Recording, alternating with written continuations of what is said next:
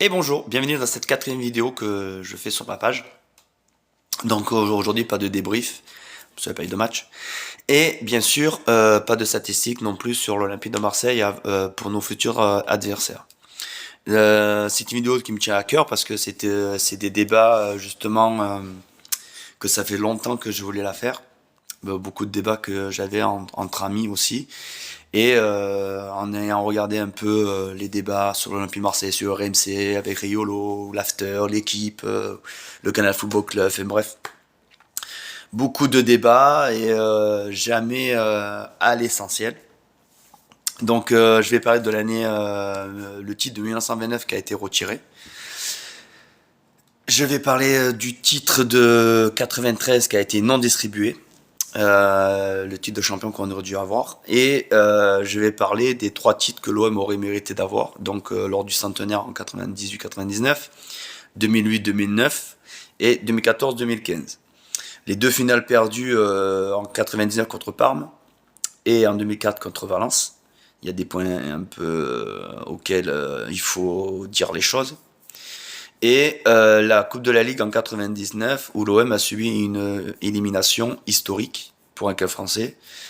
Donc j'en parlerai tout à l'heure. Donc là, le premier titre le premier titre qu'on nous a retiré, 1929, pour le motif suivant, c'est que tous les clubs n'étaient pas créés à ce moment-là.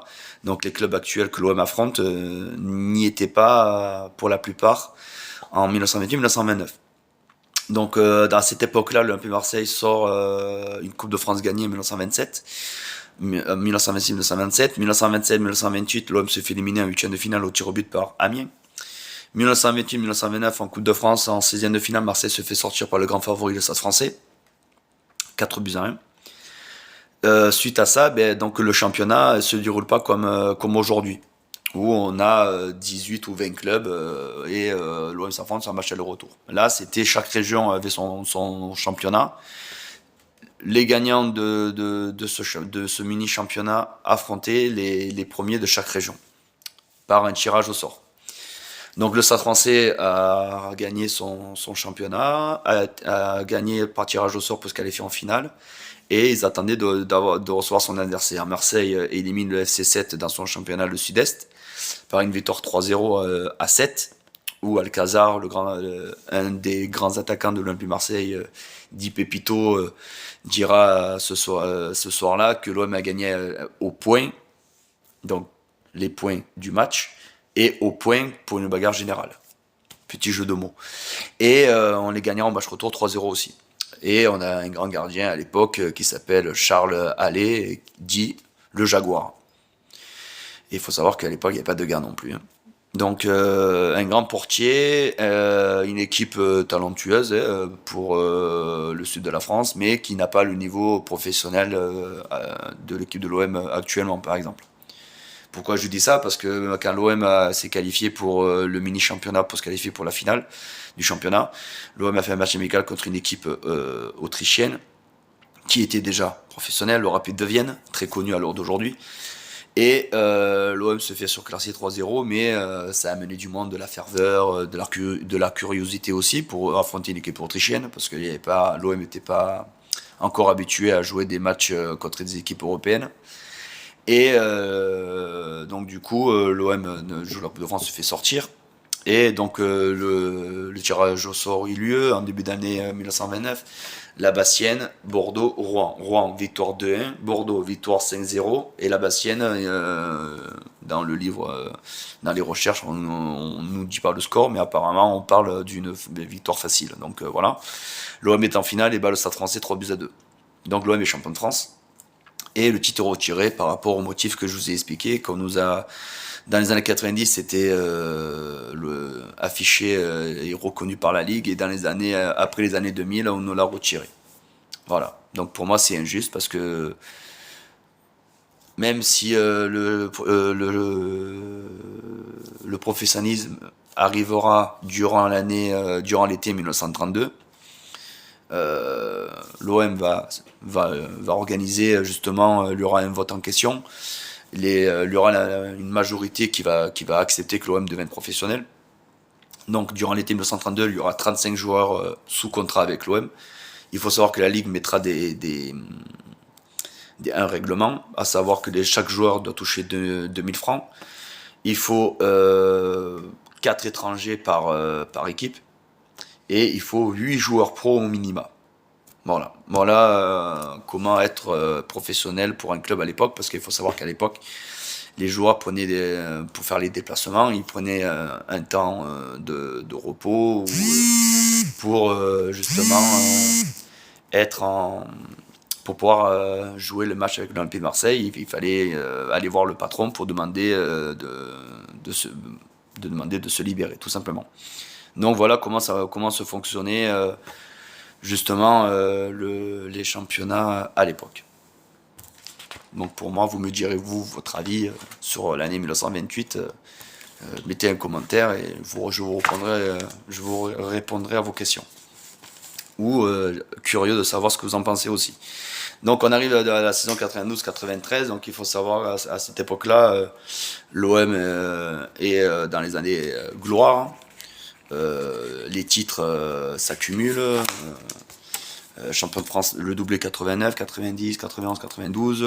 En Coupe de France, bon, j'en parlerai un petit peu après par rapport à Furiani, où on ne peut pas jouer à fond la compétition, parce que je pense que cette année-là, on aurait pu faire un doublé en 92. On avait l'effectif. On se fait éliminer bêtement par Prague. Et on arrive à la saison 93, donc l'OM fait le doublé Ligue des Champions, championnat. Jusqu'à arrive le mercato d'été, jusqu'à l'été 93, où on apprend que le titre ne sera pas distribué et non retiré. L'OM finit en tête normalement avec 53 points, 2 points d'avance sur le PSG et sur Monaco qui finissent ex aequo, mais Paris a un meilleur goal average. Donc suite à ça, la Ligue demandera ou au PSG ou à Monaco de remplacer l'OM en Ligue des Champions. L'UEFA fera des réunions avec la Ligue pour savoir où en est votre enquête, quelles sanctions vous allez prendre. L'UEFA n'en prend pas. Donc la Ligue imposera à l'AS Monaco de remplacer l'Olympique de Marseille pour la Super Coupe d'Europe et pour la Ligue des Champions. Donc là, l'OM perd 20 millions d'euros, les recettes de la Coupe d'Europe, les droits TV, les partenariats, 20 millions d'euros, déjà c'est énorme. Et ils perdront, Bernard Tapie dira, mais l'OM aura perdu le budget de Lyon quand ils étaient à leur meilleur apogée à l'époque, quand ils avaient leurs 7 titres consécutifs, à savoir 180 millions d'euros. Plus les 20 millions d'euros, donc ça fait 200 millions d'euros que l'OM a perdu cette année-là.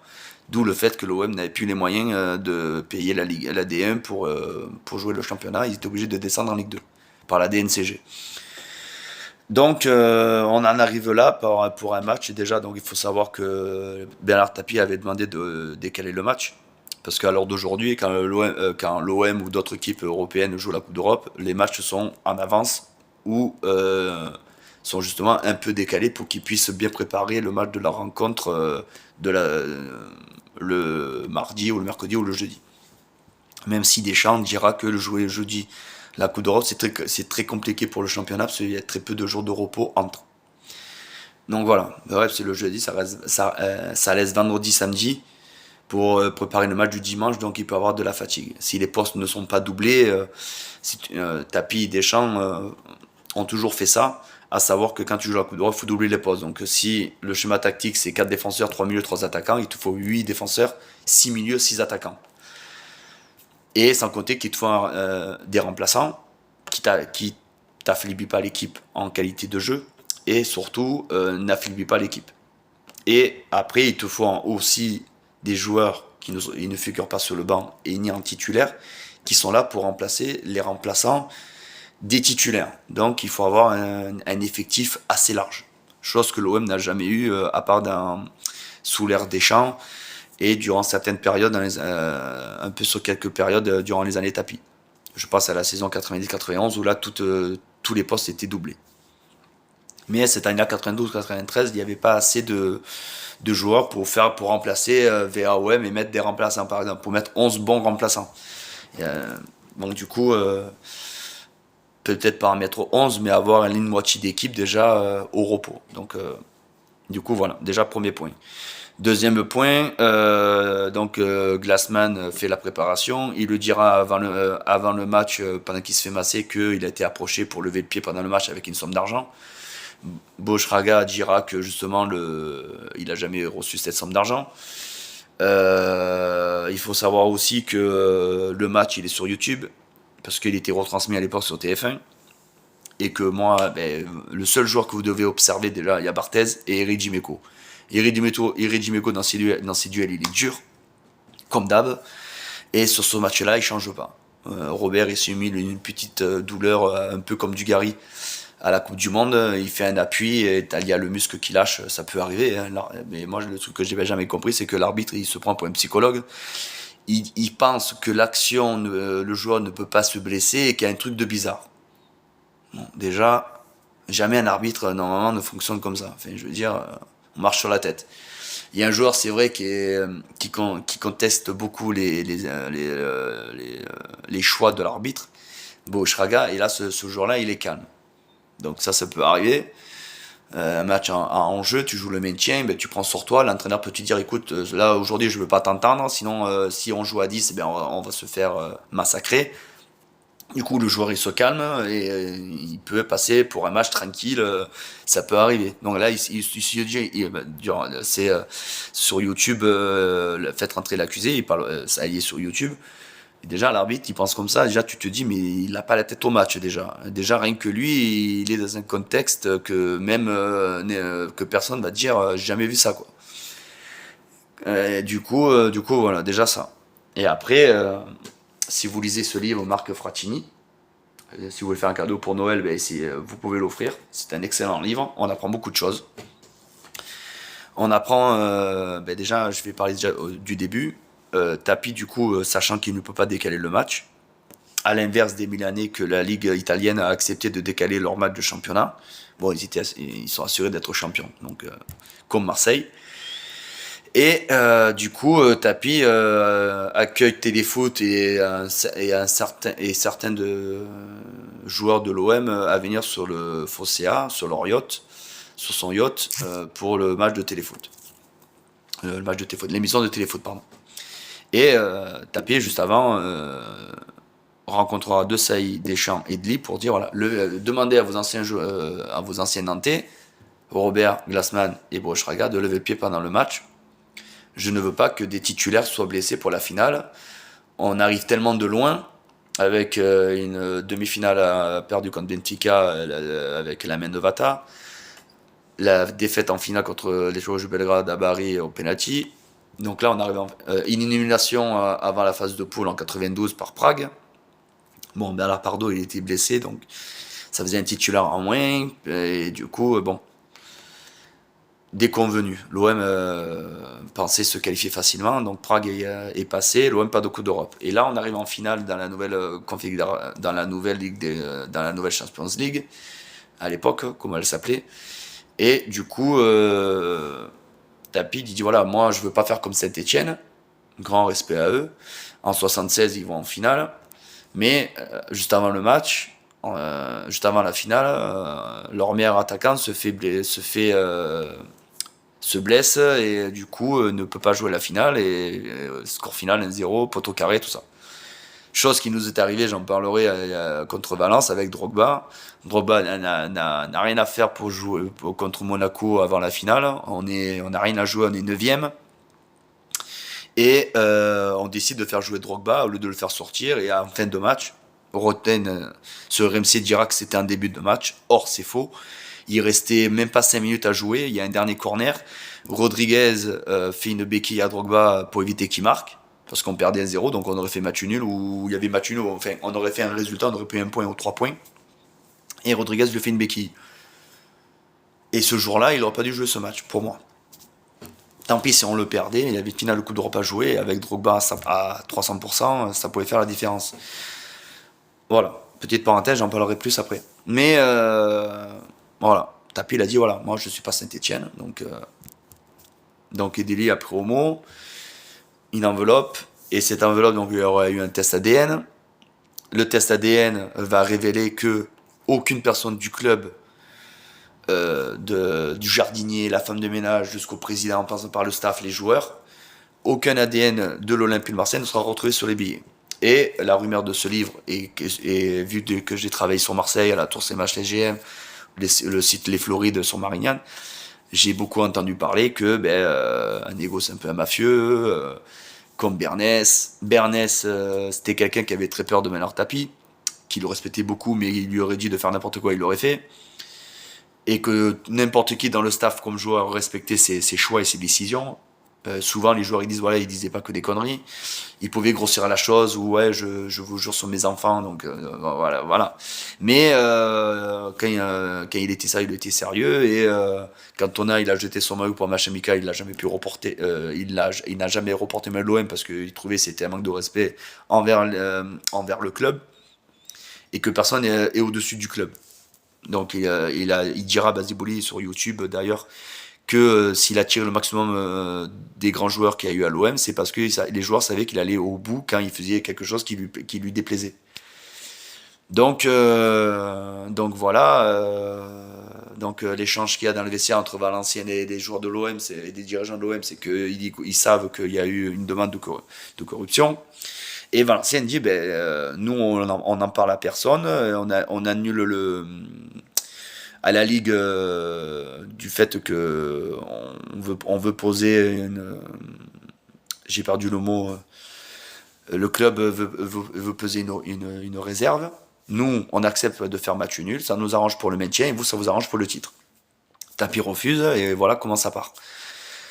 Donc ça, c'est une rumeur aussi qui se dit. Et dans le livre de Marc Fratani, donc je vous ai montré tout à l'heure, c'est que déjà Bernès a fait chanter Tapie pour avoir de l'argent, parce qu'il il était sous contrat, il fallait lui payer à la fin de contrat, mais vu qu'il y avait il devait passer devant le tribunal, et quand il était gelé, il pouvait pas lui donner même même un franc symbolique. Parce qu'à l'époque, il faut parler en francs. Donc le malaise qu'il a fait semblant, vous pouvez regarder l'histoire, hein. Bernès était avec un autre avocat, il est à deux doigts d'aller en prison, il veut pas y aller, et il se dit innocent, et c'est l'ancien avocat de Monsieur Le Pen qui du coup va être le client de Bernès, et qui lui dit faites semblant de faire un malaise, vous allez à l'hôpital, ça va un peu ralentir l'affaire, ça va prendre un peu plus de temps, vous aurez un peu plus de temps pour on prendra bien, vous allez tout bien m'expliquer, et moi je pourrais vous aider à prendre votre défense. Et du coup, c'est là que c'est marqué dans le livre, hein, il y a tous les prix auxquels il veut 4 millions de francs pour son contrat, pour sa fin de contrat, que Tapie refuse de lui donner, il lui dit qu'il n'a pas l'argent. Et il lui fait un papier en disant voilà, si tu veux pas que je te dénonce en disant que tout vient de toi, alors que dans l'histoire il y a rien du tout. Et voilà comme ça, voilà comment on a fait un match amical OM Juve à l'époque. OM Juve qui a été dans la poche de Bernès pour pouvoir payer sa fin de contrat. Voilà, que Bernès allait faire le tour d'honneur, machin, voilà. Donc tout viendrait de lui, de ses contacts qu'il a mafieux, comme Anigo, parce que Bernès et Anigo ont un point commun, ils n'acceptaient pas d'être dans l'ombre. Donc dès qu'il y avait un entraîneur qui leur faisait de l'ombre, je pense à Hidalgo, je pense à des Gérard Gilly, Anigo, je pense à Jean Fernandez, qu'on a menacé la femme de tuer parce qu'il ne faisait pas jouer Deruda, que Anigo avait promis à la famille Deruda que il pourrait... ce serait un bon joueur qui pourrait le faire jouer, qui serait titulaire ou qui serait sur le banc, enfin qui serait souvent utilisé. Alors on lui a laissé sa chance, mais on a vu qu'il était mauvais. Enfin, pour jouer à l'OM, hein. Après, ça veut pas dire que c'était un mauvais professionnel, mais à l'OM, il était pas bon. Donc voilà. Et Jean Fernandez l'avait vu. Si on est champion de France à l'époque sous l'ère des Champs, c'est lui qui a fait un peu la base, hein. C'est lui qui était chercher Niang, il était chercher des Pagis, des Ribéry. Donc la base du titre vient de Jean Fernandez, quoi. Après, il y a eu les Guéret a mis dans l'ombre aussi, on a tardé à le prolonger. Donc Didier Deschamps, il prenait de la place, il voulait plus de pouvoir, parce que c'est lui qui voulait faire le recrutement, c'est lui qui voulait les choix du terrain, c'est lui qui les prenait, mais il voulait aussi décider dans le recrutement. Donc, il voulait surtout travailler avec des gens qui sont d'accord avec lui sur le type de joueur qu'il voulait, sur le but qu'il voulait. Lui, c'est gagner des titres. Et il fallait lui donner la possibilité d'être champion. Ou de gagner des coupes internationales ou nationales. Voilà. Donc, voilà. Anigo, oui, était pas pour être dans l'esprit de Deschamps, comme Bernès, voilà. Du coup, voilà, pour moi, ils auraient dû enlever les 2 points de la victoire. À l'époque, c'était 2 points. L'OM aurait fini avec 51 points. Tout se serait joué sur la dernière journée contre Toulouse. On aurait gagné à Toulouse, on aurait eu 53 points. Ou on aurait fait un point, on en aurait eu 52 et le titre était pour nous dans tous les cas. Si on avait un bon goal average, il me semble. Donc pour moi, voilà, je vous ai tout dit sur l'affaire 93. Et je reviens sur la Coupe de France de Furiani, pour ceux qui pensent que Tapi c'est un mafieux. En 92, quand l'OM n'a pas pu jouer son match à Bastia pour la tribune qui a été effondrée, Bastia n'a pris aucune sanction. Enfin, je parle pas du club, mais je parle des dirigeants qui ont construit cette tribune. Ils auraient dû prendre une sanction. Rien n'a été fait. Et Tapi, c'est grâce à lui qu'il y a eu les secours. Gilles Verdez en parle dans TPMP. Et c'est grâce à lui que les soigneurs, la Croix-Rouge, pardon, sont arrivés. L'armée a pu s'opposer sur le terrain. C'est lui qui a tout financé et il a fait en sorte que les blessés, il est allé voir tous les blessés dans les hôpitaux. Et sur les terrains, les joueurs de l'OM, il les a dit allez les voir les blessés, allez les réconforter et voilà. Donc merci, grâce à grand homme, Monsieur Bernard Tapie. Donc voilà pour la saison 92 et sachant que petite parenthèse, quand Tapie il a été élu aux élections européennes de Marseille avec 22,57%. Donc il a passé beaucoup de temps sur Marseille. Donc il ne pouvait pas tout gérer, il ne pouvait pas. La politique, ça prend beaucoup de temps. Il faut aller voir les gens sur le terrain, il faut tracter, il faut aller dans la presse, il faut aller dans les émissions de télé. Donc il était beaucoup pris. Donc entre lever le pied et donner de l'argent, il y a une grande différence, quoi. Mettre la pression et donner de l'argent, c'est pas pareil. Donc là, on revient à la saison 98-99, comme le suite que je porte actuellement. Donc pour moi, c'est un titre qui a été volé, qu'on nous a volé. Et il y a 2 tournants. Il y a le match Auxerre-Marseille, PSG Bordeaux. Donc Auxerre-Marseille, l'OM, voilà, on joue le titre. On a un effectif avec beaucoup d'expérience, avec des joueurs talentueux. Je pense à Laurent Blanc, Ravanelli, Robert Pires. Je pense à Christophe Dugarry. Moi, je l'aimais pas. Je l'appelais Dugashi, mais quand je vois il a dit beaucoup qu'il rêvait de reporter le maillot de l'OM. L'OM, ça l'a fait grandir, tout ça. Donc Dugarry, il faut savoir que la saison qu'il fait à l'OM, c'est un joueur clé. Il est souvent décisif. Il marque des buts importants, mais il fait des passes aussi, des passes décisives très importantes, dont le 5-4 contre Montpellier. L'OM perd 4-0, il rentre à l'heure de jeu, il fait 3 passes D, donc je crois qu'il en fait une à Maurice, 2 à Maurice, ça fait déjà 4-2. Non, il fait une passe et un doublé, je crois, ou 2 passes et un but. Je sais plus trop, mais quoi qu'il en soit, et c'est lui l'homme du match, quoi. Donc et il était pas titulaire pour une embrouille avec Roland Courbis. Donc petite parenthèse. Donc là il y a des Florian Maurice qui vient du PSG, il aurait dû signer un an plus tôt, mais il a préféré aller à Paris et qui regrettera son choix d'ailleurs. Donc et des joueurs d'expérience comme Daniel Bravo. Il y a des bons joueurs aussi comme Gourvenec qui était souvent un remplaçant, donc un joker. Il y avait des Titi Camara aussi qui était un peu dans un rôle joker. Il était en concurrence un peu avec les Maurice, les Dugarry. Il y avait Moses aussi, même si Moses c'était plus un joueur espoir. Après il y avait les Brando, il y avait les Blondo, il y avait les William Gallas, il y avait les Kopke Porato, la concurrence pour être les 2 titulaires.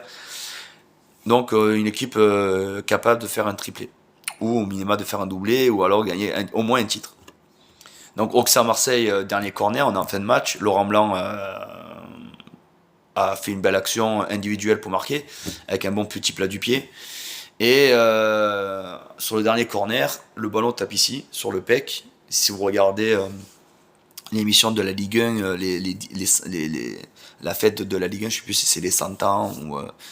et vous verrez, à la fin du match, il y a la marque du ballon. Un peu comme Marquinhos qui montre les crampons d'Harit, mais là on voit le ballon, ici.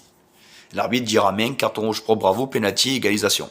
Donc le titre, on le perd là. Si on perd le titre pour un point, si on nous avait donné s'il y aurait eu la VAR, on était champion de France.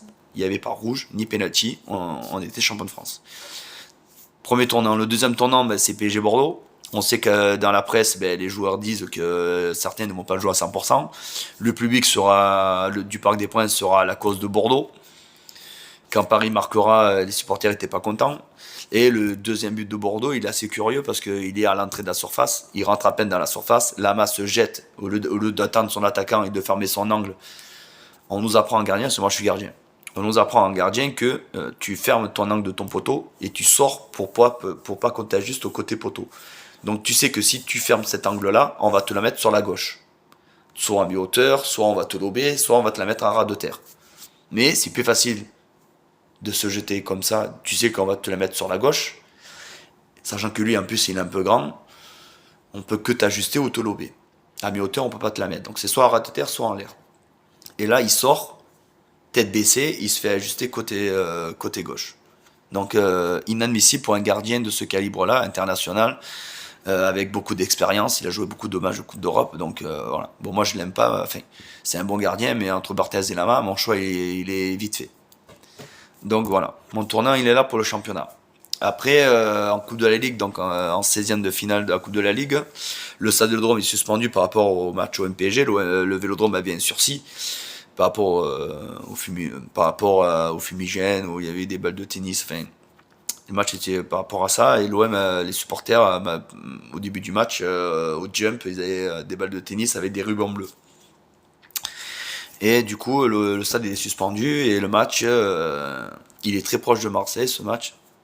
C'est une boutade. Le match va se dérouler au stade Malherbe de Caen pour Lens-Marseille. Donc plus proche pour les Lensois que pour les Marseillais. Voilà. Donc Lens-Marseille à Caen, 16e de finale de la Coupe de la Ligue. Chaque équipe, le match est sur YouTube. En petite parenthèse, pour ceux qui étaient pas nés ou qui se rappellent plus. Chacun a sa mi-temps. L'OM sur son temps fort en premier temps ouvre le score. D'ailleurs c'est du Gary. On se fait égaliser en fin de match.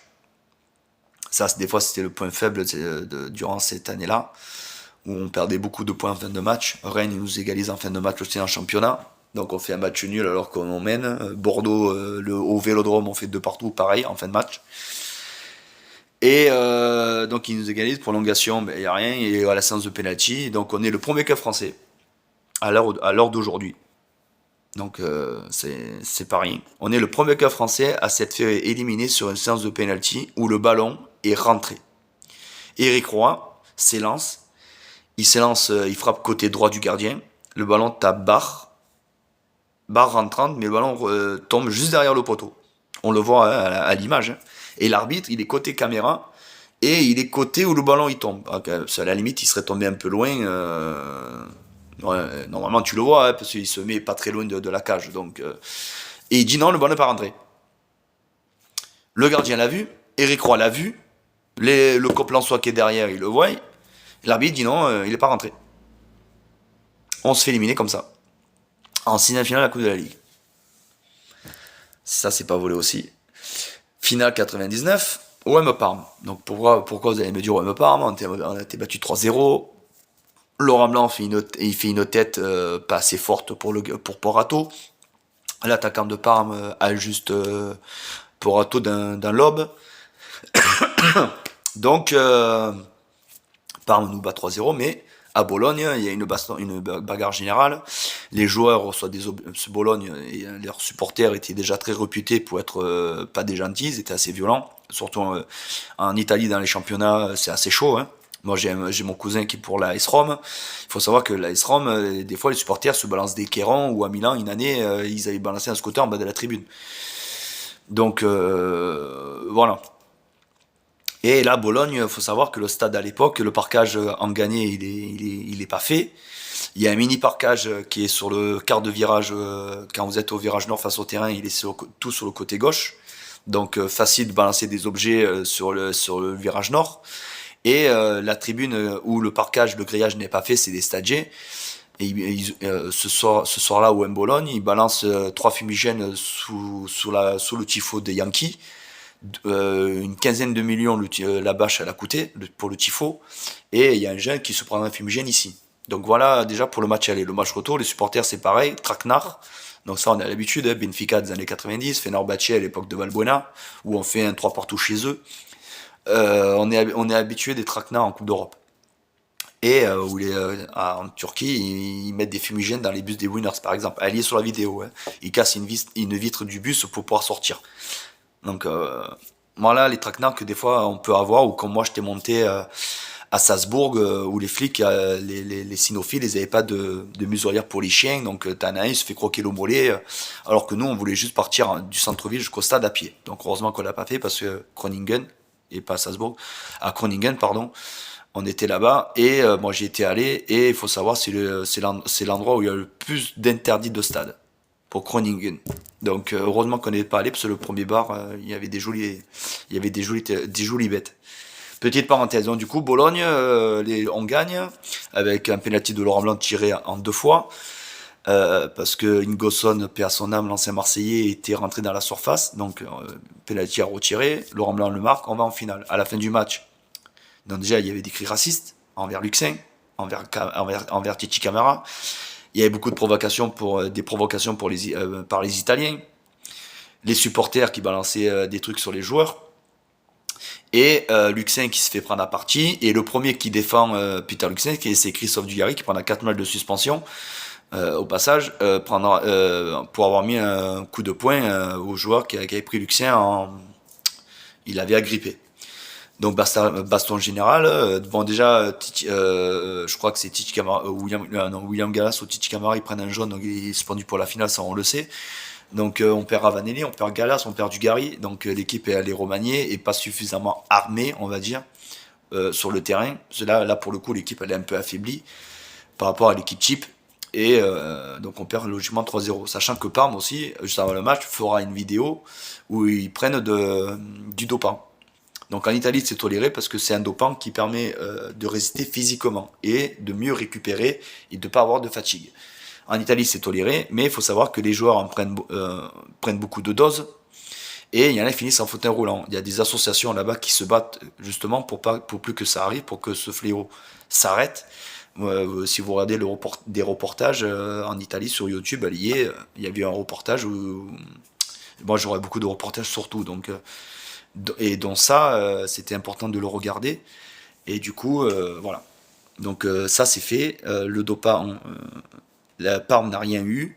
Quand Parme est descendu au plus bas niveau en Italie, ils ont mis leur trophée en vente. L'OM a tenté de récupérer la coupe, que Parme a refusé. Ils n'ont pas voulu vendre la coupe UEFA de 99 à l'Olympique de Marseille. Donc voilà. Voilà pour la saison 90-99. Vous me direz votre avis. Donc après, c'est la saison 2004, la finale, donc Valence-OM. Moi, j'ai eu la chance, moi j'étais au lycée, d'avoir fait tout le parcours européen au Vélodrome. Donc j'ai vu d'excellents matchs. Contre Newcastle, j'ai vu le Partizan de Belgrade, Newcastle, j'ai vu Liverpool, j'ai vu l'Inter. Donc un- je me suis régalé.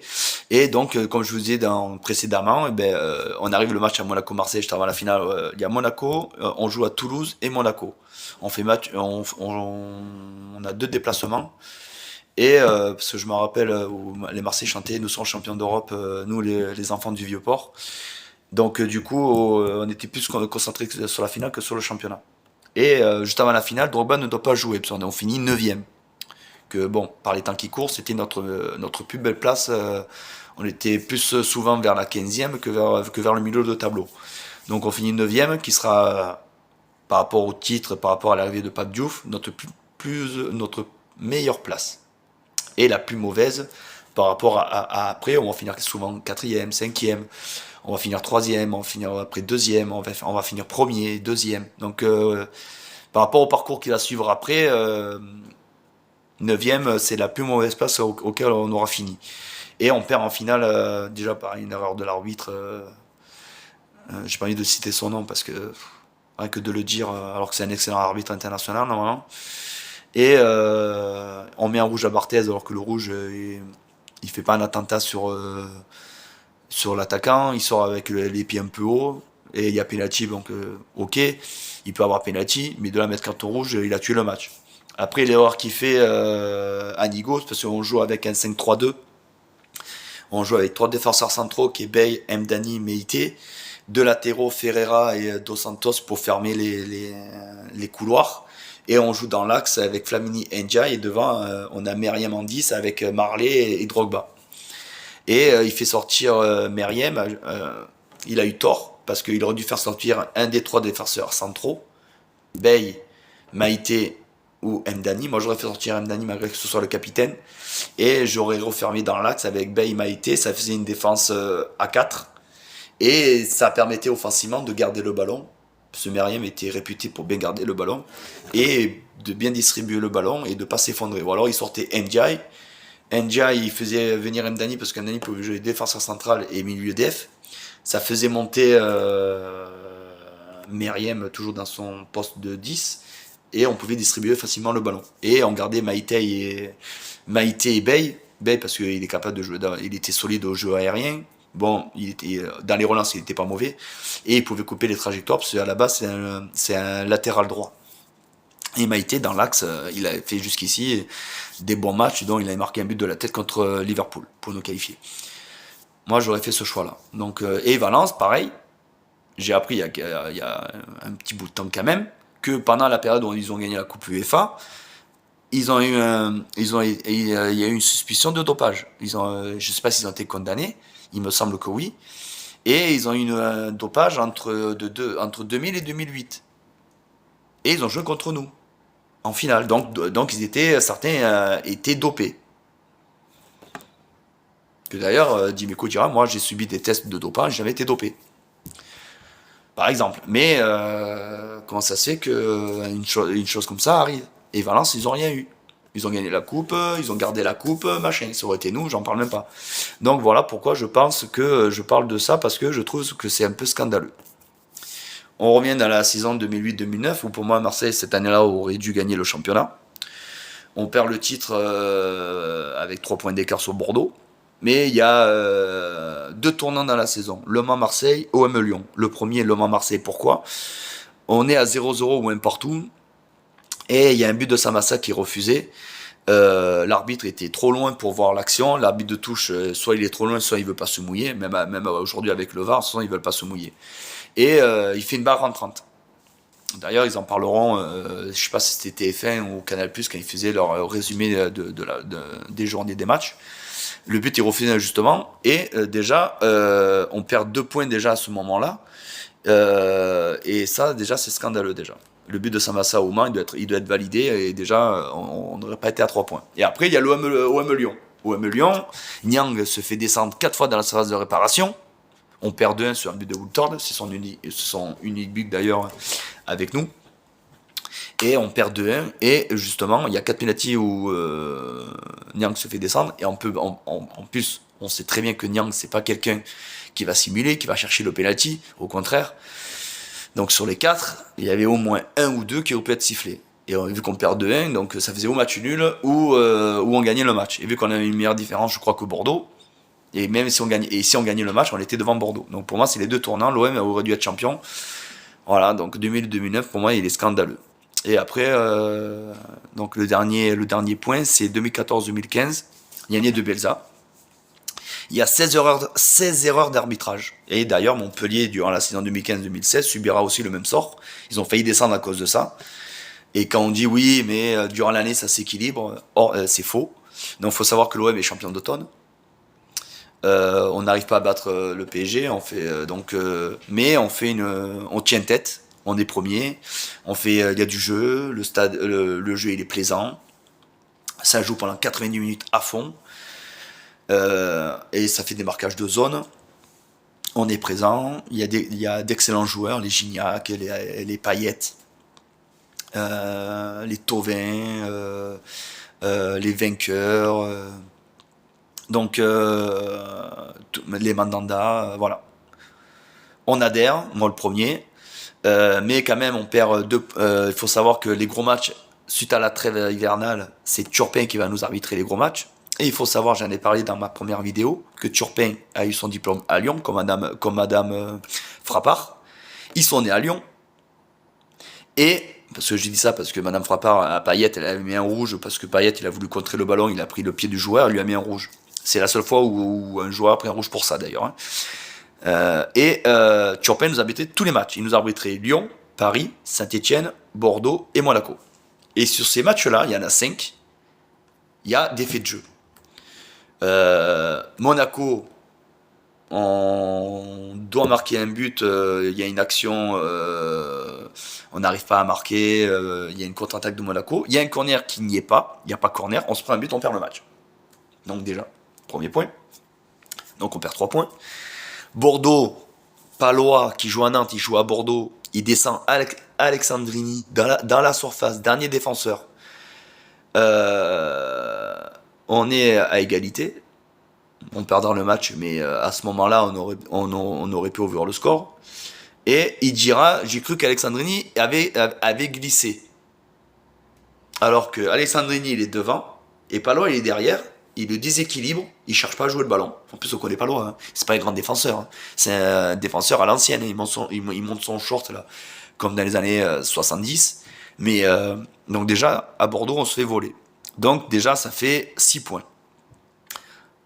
Montpellier, on perd le match. Mais je m'en souviens plus si c'est Turpin. À Montpellier, il y a un joueur qui reçoit un coup, il est au sol. L'arbitre n'arrête pas l'action. C'est pas il est dos au joueur, le joueur est pas derrière, il lui met un coup et on n'arrête pas le jeu. Il marque. Bizarre. 3 points de perdu. Saint-Etienne. On mène à Saint-Etienne. Il y a une action où Adrayou il veut dégager, il reçoit un coup de coude dans les reins. On n'arrête pas l'action, but. Mais c'est une faute, hein. Il peut pas avoir le ballon, il saute, il met le genou. Fin de match. On fait match uni, on perd 2 points. Turpin. Que d'ailleurs, Adrayou dira à la fin de match que si on veut pas que l'OM soit champion, on n'a qu'à nous le dire de suite et on arrête là. Et le PSG, on perd le match contre Paris. Le match, il est sur YouTube, d'ailleurs, en direct, pareil. Et il y a 2 mains dans chaque mi-temps de Marquinhos, qui pour moi n'est pas un grand défenseur. C'est un bon joueur, mais c'est pas...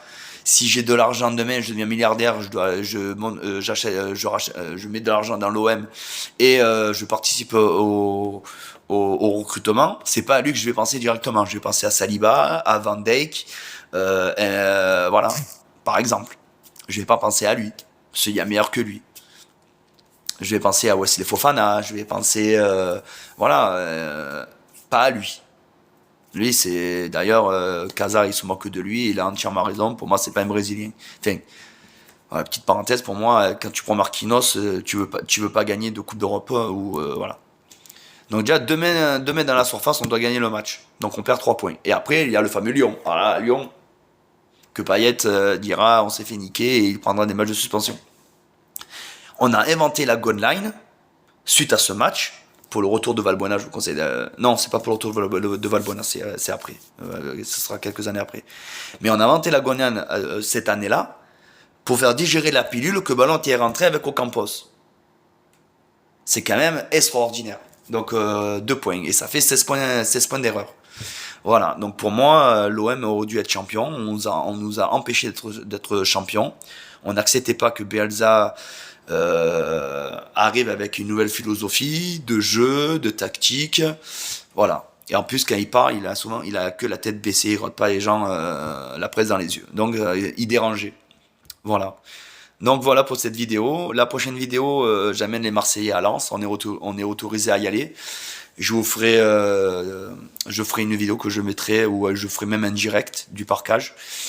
Et voilà, pour vous faire voir l'ambiance du parquage de Bollaert et comment ça se passe en déplacement, vu qu'on dit souvent que les Marseillais sont des casseurs ou des voyous. Voilà, donc du coup, je vous souhaite une bonne journée et je vous dis, comme le joueur olympique, allez l'OM